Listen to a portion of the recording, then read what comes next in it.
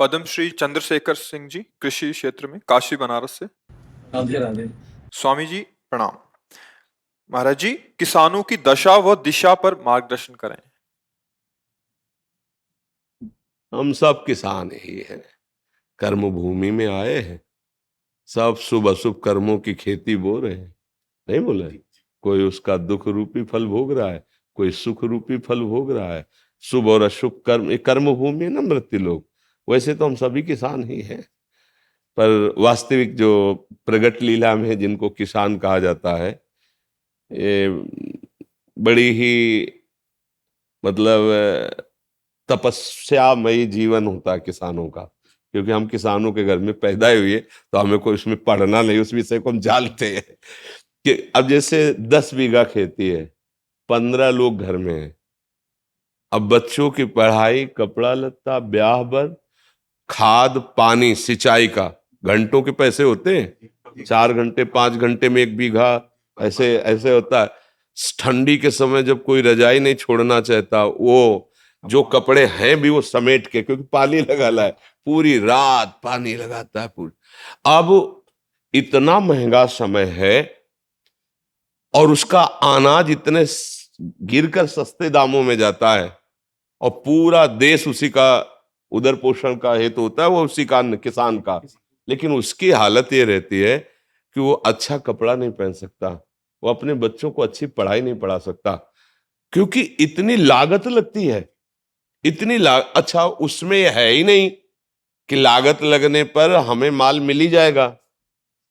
अब लाही सरसों जिसे कहते हैं, खेत बढ़िया खूब चक हो गया, बाली एकदम पकी तैयार, सुबह उसे काटना है और शाम के हल्का पानी हो गया, सूर्य की किरणें निकली, सब कलियां फूट गई, सब सरसों बिखर गई। अब वो बैठे रो रहा, क्या करे, लाखों रुपया लगा करके भी वो गरीब का गरीब और कर्जदार हो गया। ऐसे जब उनको अध्यात्म का ज्ञान नहीं होता, तो फिर एक उपाय मिलता है कि क्या करूं, आत्महत्या कर लूं। ये हम मतलब पढ़ी लिखी बात नहीं कह रही है, हम समस्या कह रहे हैं। हम लोग जैसे किसान के घर में जन्मे थे ना, तो रात में बादल गरज रहे हैं, पकी फसल गेहूं की खड़ी है, चना की खड़ी है, सरसों की खड़ी है, पूरा परिवार ऐसे बैठा है, राम राम राम राम भगवान, बस 2 दिन का समय दे दो, किसी तरह काट करके हम घर। अब अगर वो 2 दिन में वर्षा हो गई तो पूरे साल की कमाई गई उसकी। अब उसको ना कोई सरकारी सहयोग मिलेगा और ना सामाजिक सहयोग मिलेगा। वो सदैव, इसीलिए जैसे भारत का सैनिक प्राणों की आहुति देने के लिए तैयार है, ऐसे ही सच्ची पूछो तो महान तपस्वी किसान, वो हमारे पूरे देश को भोजन दे रहा है। भाई आप बड़े पदाधिकारी, लेकिन खाओगे तो रोटी दाल ही और वो तो वहां पैदा हो रहा है, मेहनत उसकी देखो। स्कूल से आने के बाद हमें पढ़ने का समय नहीं दिया जाता था, मक्का के खेत है, रखाओ चल के मक्का। इतनी किसानी का, इतनी मेहनत का उसका जो का, और वो जब बाजार में अन्न जाता है तो उसकी कीमत बहुत कम होती है, और जब वो सामान लेता है तो उसकी कीमत बहुत बड़ी होती है तो वो हमने देखा है कि किसान आदमी जो है ना, वो कभी ब्याह बर हो तो नए कपड़े बल गए, वो भी साल में एक आध बार, जो अन्न का ड्योढ़ा लगा है उससे, नहीं तो उसका जीवन बड़ा कष्ट में होता है, बड़ा कष्ट है। किसान वास्तविक प्रणाम योग्य और सबके प्रणाम योग्य है, क्योंकि कुछ भी तुम 10 लाख कमाओ महीने, लेकिन खाओगे क्या? 10 लाख थोड़ी खाओगे, खाओगे तो अन्न ही ना। तो उसके, अब ये कि थोड़ा सा आधुनिकता बढ़ गई है, पर वो अन्न में पावर नहीं रहा। जैसे अपने लोग थे ना, 1 बीघा में 8 मन गेहूं होता था, 8 मन, क्योंकि उर्वरक डालने की सामर्थ्य भी नहीं थी, और उर्वरक निषेध भी किया जाता था कि अन्न पौष्टिक रहेगा। गाय का गोबर, वो जो गांव में पशुओं का एक वो बनाया जाता है ना, गोबर डालने का, हाँ, उससे फिर भर भर के बैलगाड़ी में खेतों में बिखेरा जाता। 8 मन हमारी।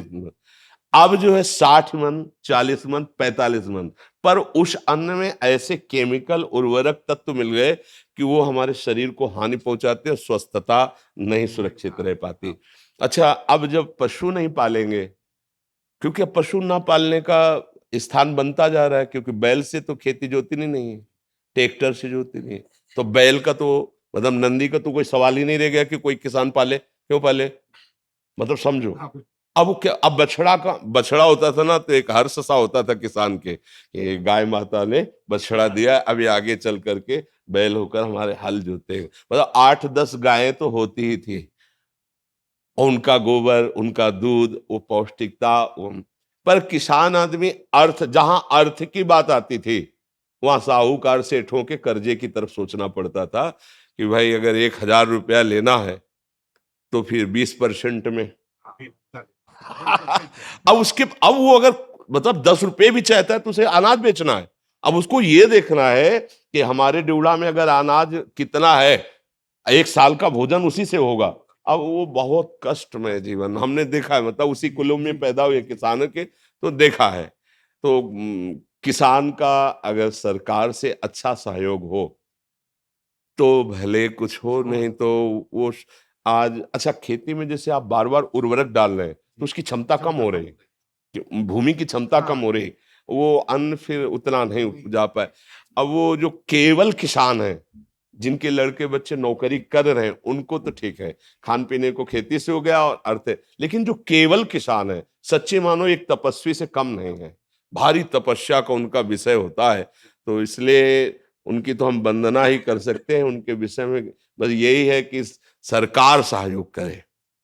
और तो मतलब किसान चूंकि अब इतना बुद्धि का वो फैलाव नहीं है कि वो छल कपट और संसार, गांव के आज भी लोग हैं, मतलब आज भी है, आपको बताए आप जैसे चले जाओ कोई परिचय नहीं है, और आप ऐसे कुछ जरा सा, तो वो एक दामाद की तरह आपका सेवन करेंगे, आओ भैया बैठो चाय पी लो भोजन पालो। और यहाँ चले जाओ कॉलोनी में, बगल वाले कमरे में कौन रहा है कोई परिचय नहीं है, चाहे जितना रोए चिल्लाए कोई पूछेगा नहीं कि तुम क्यों रो रहे हो। और गांव में एक आदमी कष्ट में हो तो सैकड़ों लोग वहां खड़े हो जाएंगे जाके, एक आज भी ऐसा माहौल है। किसान तो जैसे हमारे यहाँ पीछे देश में नारा लगाया जाता है, जय जवान जय किसान, तो इसलिए किसान तो सर्वोपरि है, उसके आगे मतलब आपको लगेगा कह रहे उसके आगे कोई नहीं है। अगर हम संत जन जिन्हें कहा जाता है तो हम पैदा भी उन्हीं के घरों में हुए हैं और पले भी वही हैं और पोसे भी गए हैं और आज भी उधर वहीं से भर रहा है, आज भी उन्हीं के। अगर कोई भी है तो अन्न कहाँ से आ रहा है, किसान से तो आ रहा है, कोई ना कोई तो दे रहा है। बड़े बड़े परमहंस जो है भगवदानंद में डूबे हुए घरों में जाके भिक्षा नारायण हरि लाओ भिक्षा दो, तो वो चाहे भूखा रह जाए पर उसको पवाएगा वो, ये मतलब सहानुभूति उसके हृदय की, हाँ उसकी सह। तो और तो कोई सहयोग कर नहीं सकता, क्योंकि वो ऐसे लोग होते हैं कि ऐसे नहीं कर सकते, ये भी बात है। गरीब हैं, मेहनत करते हैं, पर वो ऐसे नहीं कर सकते, वो ऐसे ही करने की कोशिश करेंगे हमारे पास जो सूखी रुकी है खा लीजिए। अब अगर सरकार के द्वारा सहयोग की, जैसे उनकी फसल नष्ट हो गई अतिवर्षा से, अनावृष्टि से, ओले पड़ जाने पर ऐसे, तो हाँ तो भले को, लेकिन उनकी तरफ ज्यादा देखा नहीं जाता उनकी तरफ ज्यादा देखा नहीं जाता है, तो भगवान ही सहयोग करे, बस ये है, भगवान ही उसके विषय में कुछ नहीं कहा जा सकता। लेकिन ये जरूर हमने देखा है कि महान तपस्वी का एक जो जीवन, एक सच्चे किसान का जीवन होता है। तपस्वी की तपस्या तो फलीभूत होगी, लेकिन उसको फसल मिलेगी कि नहीं संशय है उसको संशय है कि पता नहीं मिलेगी कि नहीं मिलेगी। तो हाँ वो, अब गेहूं गलेथ में हुआ, गलेथ माने बाली आने वाली है, अब पानी गिरा, हवा चली, गिर गया, अब दाने का वजन खत्म। क्योंकि हम लोग ने देखा ना कि परिवार के लोग शोक मना रहे हैं कि पूरी फसल गई, कैसे भगवान पूरा परिवार कैसे पलेगा, इस बात की समस्या कैसे पलेगा। बुखार है ना, अस्पताल नहीं ले जाते थे, हर श्रृंगार का पत्ता, इसका पत्ता, उसका, भैया अस्पताल जाओगे 100-200 रुपया लगेगा, मतलब उसके लिए गेहूं 3 रुपया किलो गेहूं था उस समय, जब घर से निकले हैं उस समय 3 रुपया किलो गेहूं था ऐसा, और 3 रुपया लीटर दूध था, और 45 रुपया किलो घी था, शुद्ध देसी घी 45 रुपया किलो। अभी 35-40 वर्ष की ही तो बात है, अब देखो कितना समय बदल गया है। अब किसानी जैसे ट्रैक्टर से होती है, इसलिए पशुओं का आदर नहीं रह गया, तो फिर गोबर कहाँ से मिलेगा। अच्छा, शुद्ध दूध जब तक नहीं शरीर में जाएगा, जैसे लोग कहते हैं कि दूध नहीं दूहना चाहिए, जो कम नहीं, ऐसा नहीं, 4 थन उसके हैं, अगर 2 थन बछड़े को पिला दो पर्याप्त, तो छक जाएगा। 2 थन आप सेवा करते हैं, उसके दूध दूह लीजिए और अच्छे से सेवा कीजिए, गाय या जो भी जानवर आज पाले, उससे परिवार पुष्ट होता है। अब देखो, धन के लोभ से दुग्ध में ऐसा मिश्रण किया जाता है कि मतलब 50 लीटर दूध तैयार नकली कर दिया गया। अब वो जब बच्चे छोटे छोटे पिएंगे, आंतों में जाएगा तो सबके नुकसान पहुंचाएगा, लेकिन वो अर्थ की प्रधानता रखने वाला व्यक्ति नहीं जान पा रहा है। घी जैसा परम पवित्र वस्तु, अगर एक चम्मच पूरी दाल में घी पड़ जाए तो महक जाती थी। और ऐसे हाँ, और अब जो है ना, आप घी का स्वाद क्या, अगर उसे मतलब गर्म किया जाए तो बदबू सी आती है। बदबू सी, मतलब अखाद्य पदार्थ खाद्य पदार्थों में मिलाए जा रहे, धीरे धीरे समाज के विचार धन प्रधानता होने के कारण दूषित होते जा रहे। पर किसान को हम प्रणाम करते हैं, वो प्रणाम योग्य ही रहेगा, क्योंकि इतनी मेहनत होती है। चावल थाली में आए तो आप पा लिए, 50 रुपए के ले लिए, लेकिन उतने चावल पैदा करने के लिए उसने कितनी मेहनत की। एक एक पानी गिर रहा है, इतने इतने पानी में धान लगा रहा है, कितनी मेहनत करके उससे पाल पोस के बड़ा करके चंद रुपए उसको मिलते हैं, उसको चंद रुपए ही मिलते हैं। तो ये बहुत तपस्या, और ये भगवान इसीलिए उनके ऊपर शीघ्र प्रसन्न हो जाते। कोई ना कोई साधु महात्मा अगर भोजन पा लिया तो उनका घर पवित्र, उनका कुल पवित्र हो जाता है। और कोई ऐसा हमने गांव में नहीं देखा कि जो रामकृष्ण हरि ना बोले। उस समय लालटेन और वो लैंप, हाँ ऐसे ऐसे वाले नहीं, तो बिजली तो थी नहीं, तो लैंप जला के रामायण हो रही, कहीं कहीं कीर्तन हो रहा है। हम गांव में देखा है, शाम के कहीं आरती हो रही, बड़े भागवतिक भी लोग होते, पूरा दिन मेहनत करेंगे, 10-20 मिनट तो जरूर ऐसा। हाँ, कोई भी साधु महात्मा गांव में आ जाए भूखा नहीं जा पाएगा। हाँ, ऐसा मतलब भाव सद्भावना देखी है। तो किसान को तो प्रणाम ही है, उसका सहयोग सरकार या भगवान ही करे तो है, और तो कोई समाज क्या करेगा उसका सहयोग।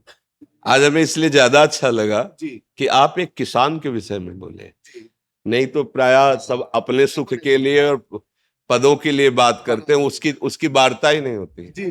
वो बेचारा गाँव, हाँ, जो आपने किसान की बात है। 2021 में पद्मश्री मिला है गुरजीत पिताजी को, जी जी इसी के क्षेत्र में। जी जी हाँ, बिल्कुल आपकी भावना को हम सम्मान करते हैं।